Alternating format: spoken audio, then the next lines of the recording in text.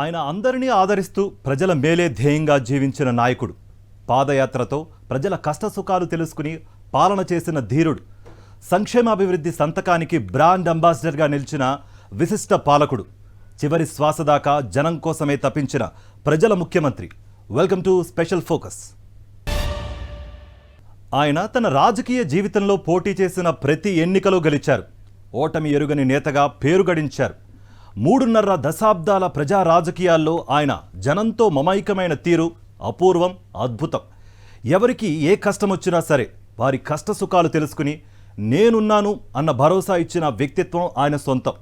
సాయం కోరి వచ్చిన వారు శత్రువైనా సరే వారికి మేలు చేసిన గొప్ప సుగుణం ఆయన ప్రత్యేకత.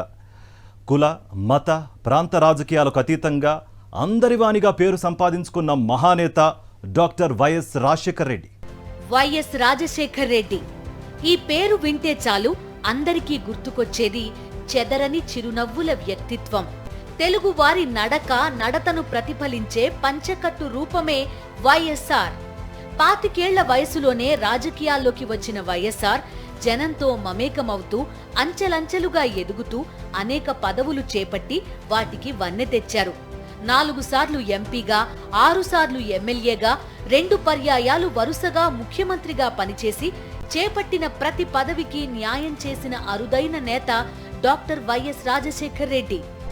ఎంబీబీఎస్ పట్టా పుచ్చుకున్న తర్వాత జమ్మలమడుగు మిషన్ ఆస్పత్రిలో మెడికల్ ఆఫీసర్గా కొన్నాళ్లు విధులు నిర్వహించిన డాక్టర్ వైఎస్ రాజశేఖర్ రెడ్డి ఆ తర్వాత పులివెందులలో వైద్య సేవలందించారు. పులివెందులలో తండ్రి రాజారెడ్డి నిర్మించిన 70 పడకల ఆస్పత్రిలో 4 ఏళ్ల పాటు ప్రాక్టీస్ చేసి ప్రజల వైద్యునిగా, రూపాయి డాక్టర్గా పేరు సంపాదించుకున్నారు. వైద్యునిగా కొంతమందికే సేవ చేయగలం, ప్రజాప్రతినిధిగా లక్షలాది మంది ప్రజలకు సేవ చేసే భాగ్యం కలుగుతుందని భావించిన వైఎస్ రాజశేఖర్ రెడ్డి పులివెందుల నియోజకవర్గ ఎమ్మెల్యేగా పోటీ చేసి ప్రజల అభిమానం పొందారు. 27 ఏళ్ల వయసులో పులివెందుల ఎమ్మెల్యేగా గెలిచి రాష్ట్ర మంత్రిగా బాధ్యతలు చేపట్టి అచిర కాలంలోనే రాష్ట్ర రాజకీయాల్లో తనదైన ముద్ర వేశారు. 33 ఏళ్ల వయసులో ఆంధ్రప్రదేశ్ కాంగ్రెస్ అధ్యక్షుడిగా బాధ్యతలు చేపట్టిన ఆయన రాజకీయాల్లోకి వచ్చినప్పటి నుంచి చివరి శ్వాస వదిలేదాకా ప్రజలతోనే ఉన్నారు. జనమే లోకంగా జీవించిన ప్రజా హృదయ నాయకుడు డాక్టర్ వైఎస్ రాజశేఖర్ రెడ్డి. వైఎస్ఆర్ జీవితంలో మరపురాని చరిత్రాత్మక ఘట్టాల్లో అత్యంత ముఖ్యమైనది పాదయాత్ర. రంగారెడ్డి జిల్లా చేవెళ్ల నుంచి శ్రీకాకుళం జిల్లాలోని ఇచ్చాపురం దాకా ఆయన చేసిన పాదయాత్ర రాష్ట్ర రాజకీయాలనే మలుపు తిప్పింది. నాటి చంద్రబాబు దుష్ట పరిపాలనలోని పలు కోణాల్ని సాక్ష్యాలతో సహా పాదయాత్రికుడు వైఎస్ఆర్ ఎండగట్టారు. 2004 మే 14న రాష్ట్ర ముఖ్యమంత్రిగా పదవీ బాధ్యతలు చేపట్టిన వైఎస్ రాజశేఖర్ రెడ్డి వెంటనే హామీలు అమలు చేయడం మొదలుపెట్టారు. పాదయాత్రలో ప్రజలకు ఇచ్చిన హామీ ప్రకారమే ఉచిత విద్యుత్ బిల్లుపై మొదటి సంతకం చేసి సంక్షేమ సంతకం విలువను చాటారు. ఆ తర్వాత ఆయన అత్యంత సాహసోపేతంగా చేపట్టిన జలయజ్ఞం, ఫీజు రియంబర్స్మెంట్, ఆరోగ్యశ్రీ, పావలా వడ్డీ మొదలైన పథకాలు, 108, 104 వాహనాలు ప్రజాదరణ పొందాయి. జన సాధికారతకు పునాది వేశాయి. రాష్ట్ర ప్రగతికి దోహదం చేశాయి. ఎన్ని రకాలైన కష్టాలైనా నష్టాలైనా వచ్చి ఎంత కష్టమైనా పడి ఈ రాష్ట్రంలో ప్రతి వెనుకబడ్డ ప్రాంతాలకి సంబంధించిన ప్రతి ఎకరాకు నీళ్లు పెంచగలిగితే మా జన్మ తరించింది అని చెప్పి అనుకుంటారనే విషయాన్ని 2009లో జరిగిన సార్వత్రిక ఎన్నికల్లో టీడీపీ ఆధ్వర్యంలోని మహాకూటమి ఒకవైపు, మెగాస్టార్ చిరంజీవి నాయకత్వంలో ఏర్పడిన ప్రజారాజ్యం మరోవైపు సవాళ్లు విసిరాయి. వాటిని అత్యంత సమర్థవంతంగా ఎదుర్కొని పార్టీని రెండోసారి ఒంటి చేత్తో అధికారంలోకి తెచ్చారు వైఎస్ రాజశేఖర్ రెడ్డి. సంక్షేమాన్ని, అభివృద్ధిని 2 కళ్లుగా చేసుకుని మాట ఇస్తే తప్పని విశ్వసనీయ నేతగా పేరు సంపాదించుకున్న వైఎస్ఆర్ అచిర కాలంలోనే ప్రజల ముఖ్యమంత్రిగా గుర్తింపు పొందారు. 10 కాలాల పాటు నిలిచే అసలు సిసలు సంక్షేమ పథకాలను ప్రవేశపెట్టి ప్రజలకు ఎన్నెన్నో మేళ్లు చేసి వారి మనసుల్లో గూడు కట్టుకున్నారు. డాక్టర్ వైఎస్ రాజశేఖర రెడ్డి గారు అంటే ఓ నమ్మకం, ఒక భరోసా. కష్టం వచ్చిందంటే ఆదుకుంటా అనే నమ్మకం ప్రజలకు. అలాగే అన్నా అంటే నేనున్నానంటూ స్పందించే గుణం రాజశేఖర రెడ్డి గారు.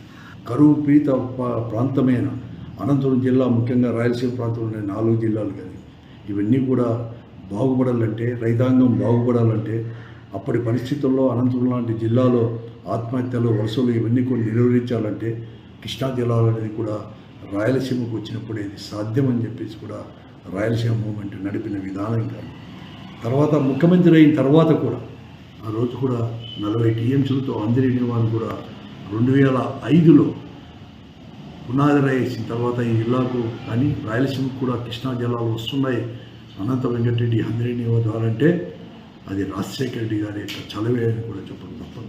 సంక్షేమ పథకాలు, అభివృద్ధి కార్యక్రమాలు ఎంత మేరకు ప్రజలకు అందుతున్నాయి, ప్రజలకు ఇంకా ఏం కావాలి, పథకాల అమలులో లొసుగులేమైనా ఉన్నాయా మొదలైన విషయాలను ప్రజల నుంచే నేరుగా తెలుసుకోవడానికి రచ్చబండ కార్యక్రమం రూపొందించారు వైఎస్ రాజశేఖర్ రెడ్డి. చిత్తూరు జిల్లాలో ఏర్పాటు చేసిన ఆ కార్యక్రమంలో ప్రజలనే అడిగి అన్ని విషయాలు తెలుసుకుని పాలనను మరింత గొప్పగా తీర్చిదిద్దాలని తప్పించారు. ఆ పని మీద చిత్తూరుకు వెళుతూ 2009 సెప్టెంబర్ 2న తిరిగిరాని లోకాలకు వెళ్లిపోయారు. 2004లో అప్పటి ఉమ్మడి ఆంధ్రప్రదేశ్ ముఖ్యమంత్రిగా పదవీ బాధ్యతలు చేపట్టాక ప్రజల జీవితాల్లో మార్పు తెచ్చే కీలక రంగాలపై దృష్టి సారించారు డాక్టర్ వైఎస్ఆర్. ఎన్నికల్లో హామీ ఇచ్చిన మేరకు పదవీ బాధ్యతలు చేపట్టిన రోజే ఉచిత విద్యుత్ ఫైల్పై తొలి సంతకం చేశారు. అనంతరం జలయజ్ఞానికి శ్రీకారం చుట్టారు. నేడు 2 తెలుగు రాష్ట్రాల్లో లక్షలాది ఎకరాలకు సాగునీరు, లక్షలాది కుటుంబాలకు తాగునీరు అందుతున్నాయంటే దానికి జలయజ్ఞ పథకాలు, విధానాలే కారణం. ఫీజు రియంబర్స్మెంట్, ఆరోగ్యశ్రీ లాంటి ఎన్నో కీలక పథకాలని ప్రవేశపెట్టి పేద కుటుంబాలకు భరోసాగా నిలిచిన ప్రజల ముఖ్యమంత్రి డాక్టర్ వైఎస్ఆర్. వైద్య వృత్తి తర్వాత రాజకీయ నాయకుడిగా ప్రజలతో మమేకమైన వైఎస్ఆర్ స్పష్టమైన ఆలోచనలతో ముందడుగు వేశారు. ఆయన 3.5 దశాబ్దాల రాజకీయ జీవితంలో ఎన్నెన్నో ఆటుపోట్లు, మరెన్నో సవాళ్లు, కంటికి కనిపించని కుట్రలెన్నో వెంటాడినా సరే వాటన్నింటినీ ఎదుర్కొని ముందడుగు వేసిన రాజకీయ పోరాట యోధుడు వైఎస్ రాజశేఖర్ రెడ్డి. వైఫల్యాలకు కుంగిపోని తత్వం ఆయన్ను నిరంతరం ఓ ధీరుడిగా ముందుకు నడిపించింది. డాక్టర్గా ఆయన ప్రాక్టీస్ చేసింది కొంతకాలమైనా సరే స్థానిక ప్రజల హృదయాల్లో చెరగని ముద్ర వేశారు. రాజకీయాల్లోకి వచ్చిన తర్వాత ఆయనదో విలక్షణ శైలి, విశిష్ట మార్గంగా ప్రజలతో మమేకమయ్యారు. ముఖ్యమంత్రిగా 5 ఏళ్ల కాలంలోనే దేశంలోనే అత్యుత్తమ ముఖ్యమంత్రిగా పేరు తెచ్చుకున్న ఘనత ఆయనది. ఫీజు రియంబర్స్మెంట్ ఆ స్కీమ్ ద్వారా అనేక మంది బలహీన వర్గాల వారి పిల్లలు, పేదల పిల్లలు వీళ్ళందరూ కూడా చదువుకోగలిగారు, ఇంజనీరింగ్ గ్రాడ్యుయేట్లు అవ్వగలిగారు. దాంతో అమెరికా తదితర దేశాలకు వెళ్ళి వాళ్ళు మంచి ఉపాధి అవకాశాలు పొందగలిగారు. అది ఎప్పటికీ ఎవరు తీయలేని స్కీమ్గా మారిపోయింది. ఆరోగ్యశ్రీని ఆ రకంగా ఒక స్కీమ్గా, అంటే ఎందుకు ఇంతమంది ఈ అనారోగ్యానికి గురై ఇబ్బందులు పడుతున్నారు, ప్రత్యేకించి తను రోజు ఉదయం పూట జరిపే ప్రజా దర్బార్లో వచ్చే వాళ్ళలో ఎక్కువ మంది రకరకాల జబ్బులకు బారిన పడి కోలుకోలేని విధంగా ఆర్థికంగా ఇబ్బందులు పడుతున్నారు. వాటన్నింటినీ గమనించి ఆయన ఏం చేశారంటే ఆరోగ్యశ్రీ అనే ఒక కొత్త కాన్సెప్ట్ని తీసుకొచ్చి ఇంప్లిమెంట్ చేశారు. దాంతో ఏమైంది, అది ఒక ఆంధ్రప్రదేశ్కే కాకుండా ఇతర రాష్ట్రాల్లో సైతం దాన్ని అమలు చేయాల్సిన పరిస్థితి ఏర్పడిందని చెప్పాలి. సో చాలా రాష్ట్రాలు దీన్ని ఆదర్శంగా తీసుకున్నాయి. రాష్ట్రంలో కాంగ్రెస్ పార్టీకి అన్నీ తానై ముందుకు నడిపించిన ఘనత ఒక్క వైఎస్ఆర్దే అనడంలో ఎలాంటి సందేహం అవసరం లేదు. నాడు రాష్ట్రంలో కాంగ్రెస్ పార్టీకి కర్త, కర్మ, క్రియ అన్నీ ఆయనే అయ్యారు. ప్రాణాలకు తెగించి చేసిన పాదయాత్ర ద్వారా ప్రజల మనసు గెలుచుకుని జనం సమస్యలపై పట్టు సాధించి 2004 ఎన్నికల్లో కనీ విని ఎరుగని విజయాన్ని సాధించారు. పార్టీని అధికారంలోకి తెచ్చారు. వైఎస్ రాజశేఖర్ రెడ్డి ముఖ్యమంత్రిగా పాలనా పగ్గాలు చేపట్టిన తర్వాత అధికారం అన్నది ప్రజాస్వామ్యానికి అసలు సిసలు నిర్వచనమై నిలిచింది. ఎన్నికల వేళ ఇచ్చిన హామీలను గెలిచాక నెరవేర్చాలన్న బాధ్యతను మరిచిపోకుండా ప్రతి పథకాన్ని తీర్చిదిద్దారు. ప్రజలకు ఇచ్చిన ప్రతి హామీని, ఇవ్వని హామీని నెరవేర్చారు. నిత్యం ప్రజలతో సంభాషిస్తూ వారి మంచి చెడ్డలు తెలుసుకుంటూ ప్రజల ముఖ్యమంత్రిగా పేరు సంపాదించుకున్నారు. ప్రభుత్వం ఏర్పడ్డాక ప్రజల విషయంలో బాధ్యతాయుతంగా వ్యవహరించాలన్నది రాజశేఖర్ రెడ్డి ఒక శాసనంగా చేసుకున్నారు. ఎన్నికల వేళ హామీ ఇచ్చిన ఉచిత విద్యుత్ పథకంపైనే ఆయన తొలి సంతకం చేశారు. పాలనలో విశ్వసనీయ నేతగా మొదటి అడుగు వేశారు. ఆ తర్వాత ఎన్నెన్నో చరిత్రాత్మక అడుగులు ప్రజా జీవితంలో మరపురాని ముందడుగులయ్యాయి. సమాజంలో ఉన్నటువంటి అన్ని వర్గాల వారికి, అది వృద్ధులైతేనేమి, స్టూడెంట్స్ అయితేనేమి, వాళ్ళకి కావాల్సినటువంటి ఏం అంటే ఎవరికి ఎలా తోడ్పడాలి, ఎవరికి ఎలా సహాయం చేయాలనడం, చదువుకునే వాళ్ళకి, అట్లాగే ఆరోగ్యానికి సంబంధించి, ఇండ్లకు సంబంధించి, తర్వాత ఇరిగేషన్ ప్రాజెక్టులు ఏ విషయం తీసుకున్నా మీరు రాజశేఖర రెడ్డి గారి ముద్ర కనపడుతుంది. ఆయన తీసుకున్నటువంటి కార్యక్రమాల వల్ల ఈరోజు కూడా ఆయన్ని గుర్తుపెట్టుకుంటున్నారు. దాదాపు 15 ఏళ్ళు అయిపోయింది ఆయన పోయి. అయినప్పటికీ ఆయన చేసినటువంటి అనేక కార్యక్రమాలు, అంటే ఇవి వెల్ఫేర్ కావచ్చు, లేకపోతే డెవలప్మెంట్ కావచ్చు, లేకపోతే ఇంకా ఇతర విషయాల్లో కానీ అన్నింటిలో కూడా వేలు పెట్టి చూపకుండా అంత గొప్పగా ఆయన పాలన సాగింది. విద్య, వైద్యం ప్రతి మనిషికి అవసరం. ప్రతి పేద కుటుంబానికి తలకెత్తుకోలేని భారం. వీటి విషయంలో ఏ పేద కుటుంబం అప్పుల పాలు కాకూడదు. అధికారం తొలినాళ్లలోనే ఈ విషయాల్లో తీవ్ర మేధోమథనం చేశారు వైఎస్ఆర్. అభివృద్ధి చెందిన చాలా దేశాల్లో కనిపించని ఆరోగ్యశ్రీ వంటి పథకాన్ని రాష్ట్రంలో అమలు చేయడానికి ఆయన పెద్ద సాహసమే చేశారు. అలాగే ఫీజు రియంబర్స్మెంట్ ద్వారా పేదింటి బిడ్డల పెద్ద చదువులకు గ్యారంటీ అయ్యారు. తెలుగు నేల సస్యశ్యామలం కావాలని జలయజ్ఞం తలపెట్టిన అపర భగీరథుడు వైఎస్ఆర్. ఆయన హయాంలో ఎన్నెన్నో జల ప్రాజెక్టులు మొదలయ్యాయి, ఎన్నో పూర్తయ్యాయి. మరెన్నింటి విషయంలోనూ ఎక్కువ భాగం పనులు పూర్తయ్యాయి. ఉమ్మడి ఆంధ్రప్రదేశ్లో 13 లక్షల ఎకరాలకు పైగా సాగునీరు అందే అద్భుతం జరిగింది. ఇది నాకు బాగా నచ్చిన అంశం ఏంటంటే, ఆయన ఉమ్మడి ఏపీలో ఇరిగేషన్ ప్రాజెక్టుల మీద ఆయన పెట్టినంత శ్రద్ధ మరెవరూ పెట్టలేదని చెప్పాలి. చాలా గొప్పగా చేశాడు ఆ విషయంలో మాత్రం. పోలవరం ప్రాజెక్టు ఈ రోజున ఈ రూపానికి రాగలిగిందంటే అది వైఎస్ రాజశేఖర రెడ్డి ఘనత. ఆయన ఆ రోజుల్లో చొరవ తీసుకుని ఆ ల్యాండ్ ఎక్విజిషన్ కానీ, అలాగే కేంద్రం నుంచి పర్మిషన్లు కానీ, రెండు వైపులా కాలువలు తవ్వడం కానీ ఇవన్నీ చేశారంటే ఖచ్చితంగా ఆ క్రెడిట్ అయింది. సరే, ఇప్పుడు దాన్ని సత్వరం పూర్తి కావాలని ఆశిద్దాం. ఇక పులిచింతల ప్రాజెక్టు ఇప్పటి నుంచో దశాబ్దాల తరబడి ఉన్న కళని ఆయన నెరవేర్చాడు. అదొకటే కాదు, హంద్రినీవా, గాలేరు నగరి వీటన్నిటినీ కూడా ముందుకు తీసుకెళ్లడంలో ఆయన చాలా కీలక పాత్ర పోషించారు. అంతేకాకుండా తెలంగాణలో సైతం కలవకుర్తి, అలాగే కలవకుర్తి లిఫ్ట్ ఇరిగేషను, ఎల్లంపల్లి, ఇట్లా అనేక స్కీముల్ని ఆయన తీసుకొచ్చి ఇరిగేషన్ అంటే రాజశేఖర రెడ్డి అంటే ఇరిగేషన్ అనేటువంటి భావన కల్పించారు. పాలన విషయంలో ప్రజా సంక్షేమం, అభివృద్ధే అత్యంత ముఖ్యమన్న విషయాలను వైఎస్ఆర్ కలలో కూడా మర్చిపోలేదు. చేపట్టిన ప్రతి పథకం లబ్ధిదారులందరికీ అంది తీరాలన్న కృత నిశ్చయం వైఎస్ఆర్ది. లేదు కాదు అన్న మాట తెలియని ప్రజానాయకుడు ఆయన. బడ్జెట్ లెక్కలకు అతీతంగా సంకల్పించిన ప్రతి మంచి పని నెరవేరిన సువర్ణ కాలం వైఎస్ఆర్ పాలనా కాలం. ముఖ్యమంత్రిగా వైఎస్ఆర్ అన్ని రంగాలపై, అన్ని వృత్తులపై ప్రత్యేక శ్రద్ధ చూపారు. సామాన్యుడి జీవితాన్ని 360 డిగ్రీల కోణంలో చూసిన దార్శనికుడు వైఎస్ఆర్. వైఎస్ రాజశేఖర రెడ్డి అనగానే నాకు వెంటనే స్ఫురించేది ఏంటంటే, శిల నుంచి జల పుట్టించగలిగిన దిట్ట, సాయానికి వ్యవసాయానికి అర్థం తెలిసిన స్రష్ట, బడుగు బాంధవుడు, అధోజగత్ సహోదరులు సహాయం కోసం అర్రులు చాస్తూ ఉంటే జనసాగర తరగలపై తేలియాడినటువంటి శ్రామికుడు, సూర్యధూళిలో స్నానమాడినటువంటి నావికుడు. ఇది వైఎస్ రాజశేఖర రెడ్డి గారి గురించి స్థూలంగా చెప్పాలంటే 2 మాటల్లో. ఆయన ఆంధ్రప్రదేశ్ రాజకీయాల్లో, ఆ మాటకు వస్తే భారతదేశ రాజకీయాల్లోనే అసలు ముఖ్యమంత్రి వ్యవహార శైలి ఎలా ఉండాలి అనే దానికి ఒక కొత్త నిర్వచనాన్ని ఆవిష్కరించినటువంటి వ్యక్తిగా రాజశేఖర రెడ్డి గారిని చెప్పుకోవాలి. ప్రజల ప్రతి సమస్యకు పరిష్కారం పథకాల్లో ప్రతిఫలించాలన్న ఆశయం ఆయనది.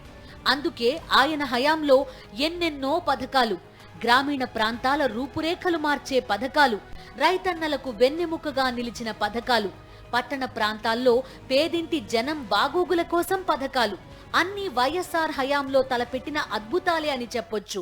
ఆడపడుచులను లక్షాధికారులను చేస్తానన్న వైఎస్ఆర్ ఆ దిశలో చేసిన పనులు ఎన్నెన్నో. పావలా వడ్డీ పథకం కోట్లాది మహిళల ముఖాల్లో చిరునవ్వు పూయించింది. మహిళా సాధికారత కోసం నాడు వైఎస్ఆర్లా తప్పించిన రాజకీయ నాయకుడు లేడంటే అతిశయోక్తి కానే కాదు.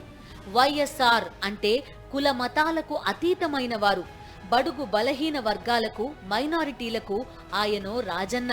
మనుషుల్లో తేడాలు చూడని అచ్చమైన స్వచ్ఛమైన రాజకీయ నాయకుడు వైఎస్ రాజశేఖర్ రెడ్డి. ప్రజల కోసమే ప్రభుత్వమన్న ఎరుక తెలిసిన రాజకీయ నాయకుడు.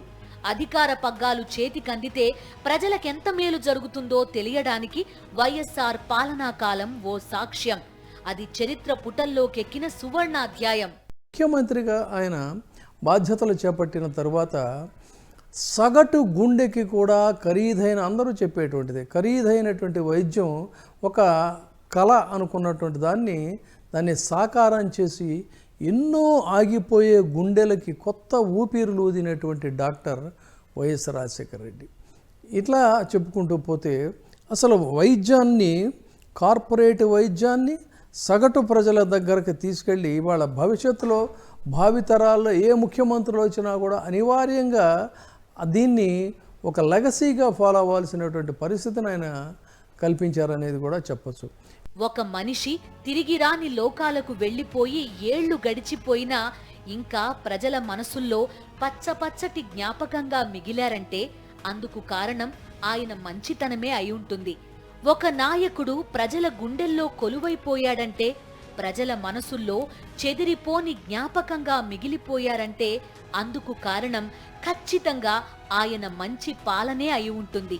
అందుకే ఏ రకంగా చూసినా సరే వైఎస్ఆర్ పేరు ఇప్పటి ప్రజల గుండెల్లో నిలిచిపోయింది. ప్రజల కష్టాలు, కన్నీళ్ల విలువ వైఎస్ఆర్కే తెలుసు. వారి ఆశలు, ఆకాంక్షలు నిజం కావాలని నిరంతరం పరితపించడం ఆయనకే తెలుసు. జీవించినంత కాలం అందరి వాడైన వైఎస్ఆర్ అభిమాన జనం గుండెల్లో ఓ చెరగని జ్ఞాపకం. నమస్తే తమ్ముడు, నమస్తే అన్నయ్య, నమస్తే చెల్లెమ్మ, నమస్తే అక్కయ్య, నమస్తే తమ్ముడు, నమస్తే అక్కయ్య, నమస్తే తమ్ముడు. Thank you, thank you, thank you, thank you. ఇద్దరూ ఇద్దరే, నాడు తండ్రి నేడు తనయుడు. తండ్రి బాటలో పయనిస్తూ రాజకీయాల్లోకి వచ్చిన వైఎస్ జగన్మోహన్ రెడ్డి తండ్రిలాగానే మంచి చేయాలన్న తాపత్రయం పుష్కలంగా ఉన్న నాయకుడు. నాన్నలాగానే ప్రజల గుండెల్లో జీవించాలన్న సంకల్పం ఉన్న నేత. ప్రజల కోసం పరిధిని దాటి శక్తిని మించి ఉపకారం చేయాలనుకుని అడుగులు వేసిన నాయకుడు వైఎస్ఆర్. అదే నైజం వైఎస్ జగన్మోహన్ రెడ్డిది కూడా. అంతేకాదు, ప్రజల కోసం తండ్రి కంటే 2 అడుగులు ఎక్కువ వేస్తానని చెప్పి ఆ హామీని నిలబెట్టుకున్న నేత వైఎస్ జగన్. ప్రతి పథకంలో వైఎస్ఆర్ స్ఫూర్తిని ప్రతిఫలిస్తూ పాలనలో తనదైన ముద్ర వేశారాయన. ప్రజా రాజకీయాల్లో తనదైన ముద్ర వేసి ఒకసారి కాదు వరుసగా 2 సార్లు పార్టీని విజయ శిఖరాలకు చేర్చిన నాయకుడు వైఎస్ రాజశేఖర్ రెడ్డి. ఆయన అకాల మరణంతో రాష్ట్ర రాజకీయాల్లో ఒక విధమైన శూన్యం ఏర్పడింది. దాన్ని భర్తీ చేసే సామర్థ్యం ఆయన కుమారుడు వైఎస్ జగన్ కే ఉందనే విషయాన్ని అందరూ గుర్తించిన నేపథ్యంలో వైఎస్ఆర్ కాంగ్రెస్ పార్టీ జన్మించింది. ఆ దివంగత నేత ప్రీతమ నాయకుడు రాజశేఖర రెడ్డి గారు కలలు కన్నా ఆ సువర్ణ యుగాన్ని మళ్ళీ చేస్తాము అని చెప్పి గర్వంగా కూడా ఇవాళ చెబుతున్నా. 2009లో ప్రత్యక్ష రాజకీయాల్లోకి వచ్చి కడప ఎంపీగా భారీ మెజారిటీతో గెలిచిన వైఎస్ జగన్మోహన్ రెడ్డి 2 సంవత్సరాలు కూడా గడవక ముందే 2011 మార్చి 12న కొత్త పార్టీ పెట్టాల్సి వచ్చిన సందర్భం అది. ఒక్కసారి ప్రజలకు మాటిస్తే దాన్ని తప్పకుండా నెరవేర్చాలని వైఎస్ రాజశేఖర్ రెడ్డి అనేవారు. ఆయన తనయుడు వైఎస్ జగన్ కూడా అంతే. అదే విలువను పాటించాలని రాజకీయాల్లోకి వచ్చారు. కాంగ్రెస్ హైకమాండ్ అనుచిత ఆదేశాలను పక్కన పెట్టారు. నల్ల కాలువ సాక్షిగా ప్రజలకిచ్చిన మాట కోసం ఓదార్పు యాత్రను కొనసాగించారు. దివంగత ముఖ్యమంత్రి వైఎస్ రాజశేఖర్ రెడ్డి ఆశయాల సాధన కోసం మొదలైన వైఎస్ఆర్ కాంగ్రెస్ పార్టీ ఒక్కో మెట్టు ఎక్కుతూ ప్రజల గుండెల్లో తన స్థానాన్ని పదిలపరుచుకుంది. 2019 మే నెల 30న వైఎస్ జగన్ ప్రభుత్వ పాలన మొదలైంది. తండ్రిలాగే పాదయాత్ర చేసిన వైఎస్ జగన్ అచ్చంగా వైఎస్ఆర్ లాగానే ప్రజల నుంచే అన్ని సమస్యలు తెలుసుకున్నారు. వైఎస్ జగన్మోహన్ రెడ్డి అనే నేను ఆంధ్రప్రదేశ్ రాష్ట్ర ముఖ్యమంత్రిగా దైవ సాక్షిగా ప్రమాణం చేస్తున్నాను. పాదయాత్ర తర్వాత ఆ అనుభవాలతో ఎలాగైతే వైఎస్ఆర్ తనదైన విశిష్ట పథకాలు ప్రారంభించారో వైఎస్ జగన్ కూడా అంతే తండ్రి మార్గాన్ని పవిత్రంగా భావించి అడుగులు వేశారు. పాలనా పగ్గాలు చేపట్టగానే పాదయాత్ర అనుభవాలతో తయారు చేసుకున్న మేనిఫెస్టో ద్వారా పలు విప్లవాత్మక సంక్షేమాభివృద్ధి పథకాలను అందించారు. విద్య, వైద్య, వ్యవసాయ రంగాలు అన్ని విధాలా బలోపేతమైతే అవి రాష్ట్ర ప్రజలకు సంబంధించిన 90% సమస్యలకు పరిష్కారమవుతాయని వైఎస్ఆర్ భావించేవారు. ఆ ఆలోచనకు అనుగుణంగా ఆయన ఫీజు రియంబర్స్మెంట్, ఆరోగ్యశ్రీ, జలయజ్ఞం పథకాలను తెచ్చి సంక్షేమాభివృద్ధి పాలనా చరిత్రలో సరికొత్త శకాన్ని ప్రారంభించారు.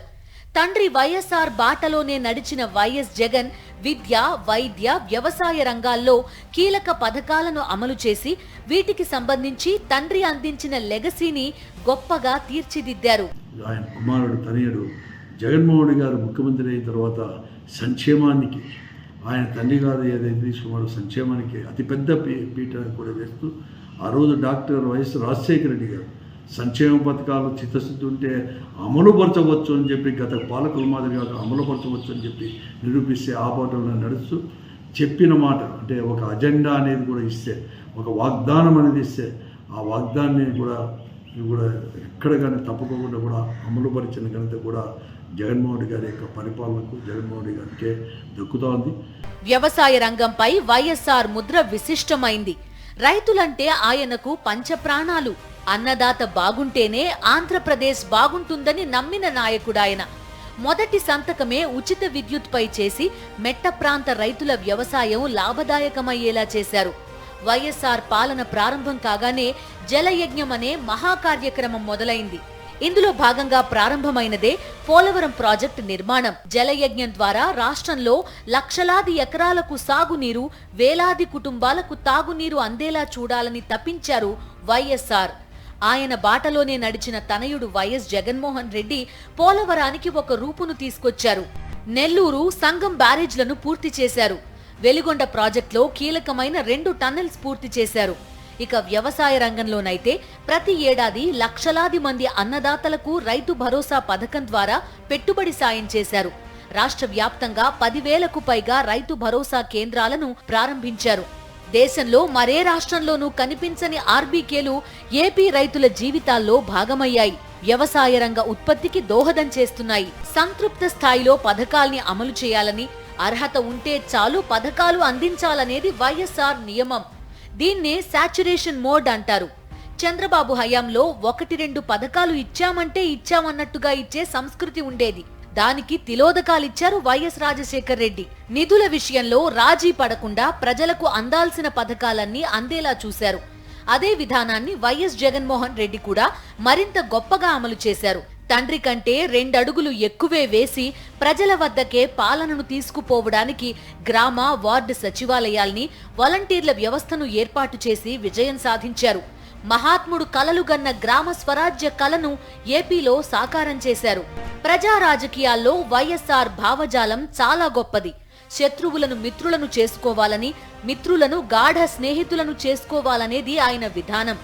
రాజకీయంగా, సామాజికంగా, ఆర్థికంగా అందరూ ఎదగాలనే గొప్ప ఆశయం ఆయనది. తన పాలన ద్వారా సాధికార యజ్ఞం చేసి పీపుల్స్ సీఎం అనిపించుకున్నారు.